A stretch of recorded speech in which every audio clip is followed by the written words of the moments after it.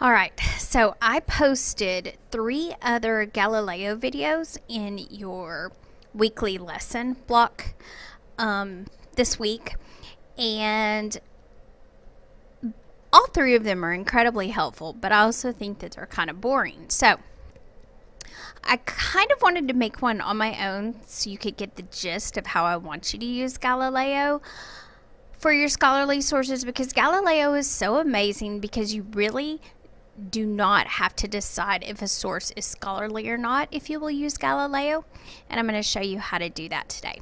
So first thing, go into my resources. Now I'm on the main page of GNTC. See here. There we are. Click the help button. This button drives me nuts. My resources, and go into the library, and you will see here some information about our library.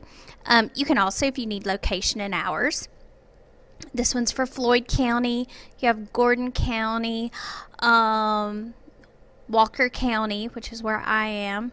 So any of these, if you need library hours, they're all right here. So that's another fun thing, just in case you need it. But what we're talking about today is Galileo, and Galileo lives here. So we're going to click on Galileo. Now, from this page, this is kind of like, I like to use the analogy of a mall because shopping is my sport. So from this page, if I were to type in my search right here, it would be as if I was standing in the parking lot of the mall, and I go, "Mall, give me shirts, all of your shirts." And the mall will give me every single shirt it has. I will get the Gymboree shirts, I will get the Hot Topic shirts, I will get the Big and Tall Men shirts. Look, Miss Jones is 4'11". I do not need big men's tall shirts. Do not. So what I'm going to do is I'm going to come down here, and I'm going to choose one of these. So for example, let's do a topic that is in medicine and health. Okay, so let's decide to do kind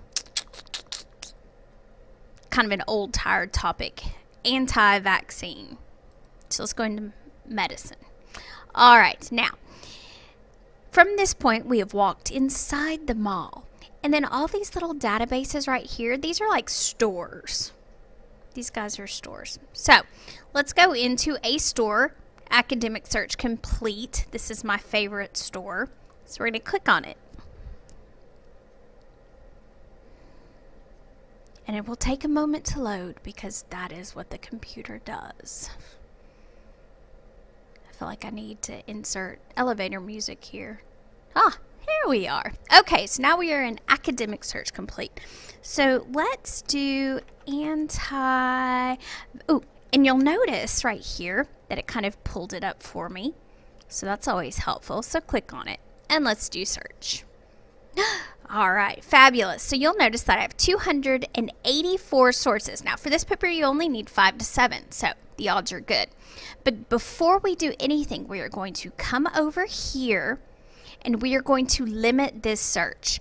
The first thing we're going to do is limit full text because I do not want to have to hunt all over the frickin' internet for the source. I want it right here in its entirety. Then you will notice, what is that? Why, it says scholarly peer-reviewed journals. Oh my goodness, those are the only ones we can use for this paper. So I'm going to click on it. Notice that my search results went down to 72, but every single one of these are scholarly. Yay! Happy day. All right, so let's start with this one. The influence of anti-vaccination movements on the reemergence of measles. Yikes. Measles. All right, so the first thing I'm going to do is I'm going to make sure that the PDF full text is here. So if I click on this, I have the entire article. Happy day, happy day. Now, the next thing that I'm going to encourage you to do is to come over here to the envelope and email it to yourself. This way you don't lose it. Also, and this is really cool, you need to pay attention to this. If you will come right here and press Cite, and you scroll down, check it out. Galileo has given you the correct APA citation for your reference page. Shut up, get out. All you have to do is cut and paste this bad boy. Now, let me give you a warning.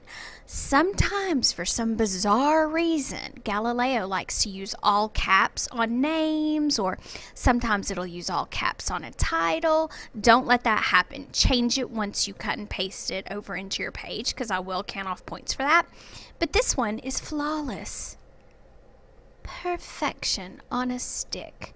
So, not only will Galileo make sure that you have scholarly sources, but it will also cite that bad boy for you. So, I encourage you to use Galileo. Also, sometimes Galileo can be kind of tricky and hard to get into.